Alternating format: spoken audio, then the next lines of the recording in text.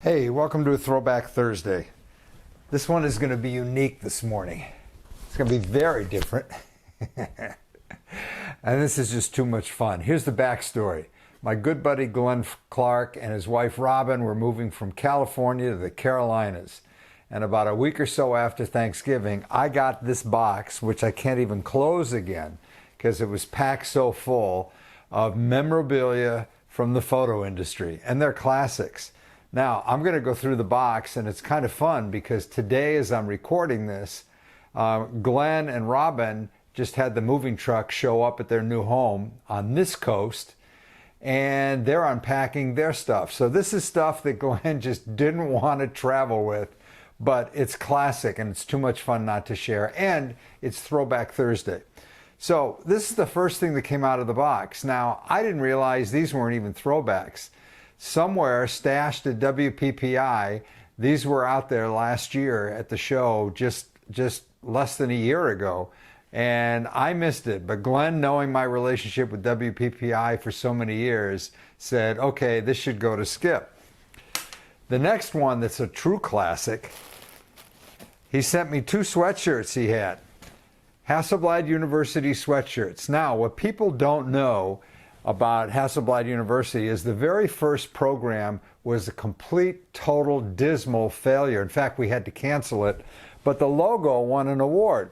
And he had one in blue. This is all in this one little box, everybody. And then he had a white one.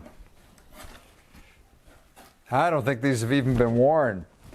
These are classics. Now, the other part of this on Hasselblad University, when we launched Hasselblad University, I was president of Hasselblad at the time, and I was furious because Henry Froelich, God bless him, who was president of Mamiya America Corporation at the time, launched an ad campaign thanking Annie Leibovitz for congratulating her on a new exhibit she had.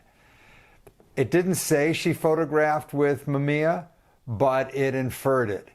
And that just got me going. It's like, okay, we have all these Hasselblad icons out there that are shooting with Hasselblad gear. They're all famous.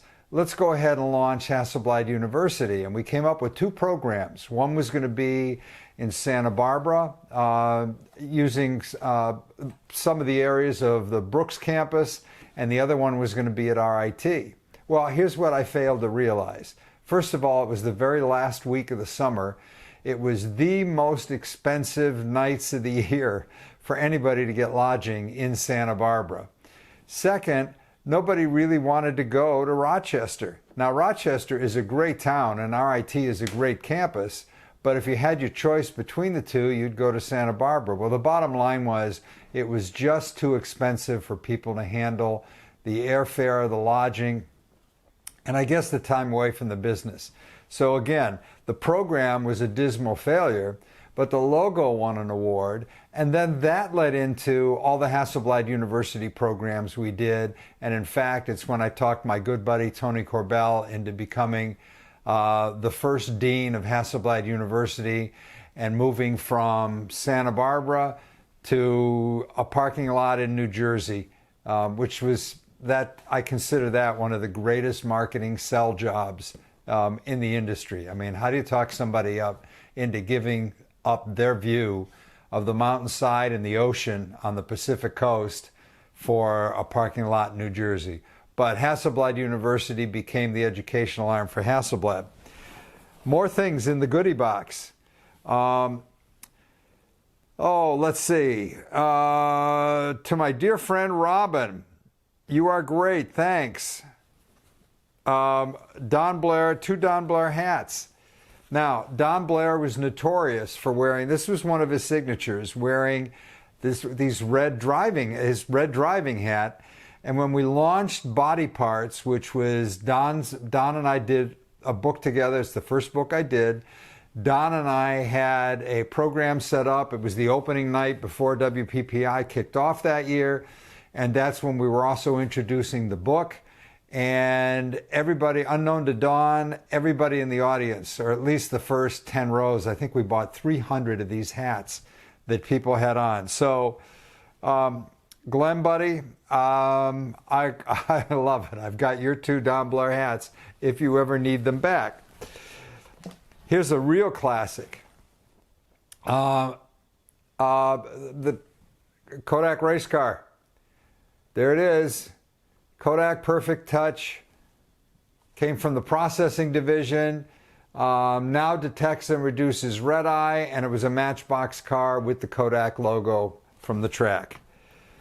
Then we got into other crazy things. Not sure why this is in here. Let's see what it is. I'm guessing it's a loop. Yes, it is a loop. All right, compliments of Burrell Professional Labs. If you know Glenn's background, when I first met him, he was with Burrell. And they obviously did a loop one year. Then we've got a whole series of pins here. WPI. This is before the portrait got added. So it was Wedding Photographers International initially. Other buttons here. Once Upon a Lifetime, Burrell, and PPA. Many years ago, did an extensive study and came up with a new logo for their pin. Not sure why this is here, but California canned earthquake. I'm told it has a battery inside. The battery is obviously dead because it doesn't shake anymore. Then we get into Skip Summer School 2012. Levi Sim had these made up, and it was a combination between Smug Mug Pro and Skip Summer School. It was actually a pretty nice, comfortable neck strap. Those were available. Photo Focus, this is new. This is from this last show. Photofocus.com, one of the, if not one of, it is the largest blog, website, resource on photography. There's so much good information being launched there literally every day. These I'll probably scan, but we've got the ASP Fellowship and Terry Dayglow that year. This is the one they ran where it had the in memoriam of Terry from last fall. Terry was very active in ASP and PPA. And for those of you that don't know him or didn't know him, it's your loss. But I will say he is responsible for the incredible legacy we have in this industry of so many great photographers and great products. He was the connection between Kodak when they were at the top of their game and the professional photographic community. And last but not least, we had a whole bunch of Skip's summer school things that he hung on to. Again, remember, he's at home cleaning out his garage so that he doesn't have to move this stuff from the West Coast to the East Coast, and he decided to send it my way. So Skip Style 2011, and last but not least, and some of these I'm going to scan and I'll put in the blog post today, but it's all of Glenn's business cards, including Glen Clark, the one he made up himself when he started to kick off his career.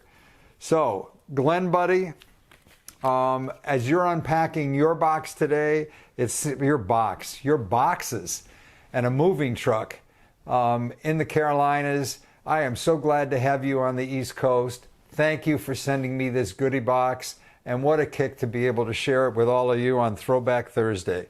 It's a classic, especially that little Kodak NASCAR. There it is. Try and find one of those anymore today. So happy Throwback Thursday, everybody. Stay safe and healthy. And if the quality of this video is terrible, trust me, it's the best that I could do. Take care.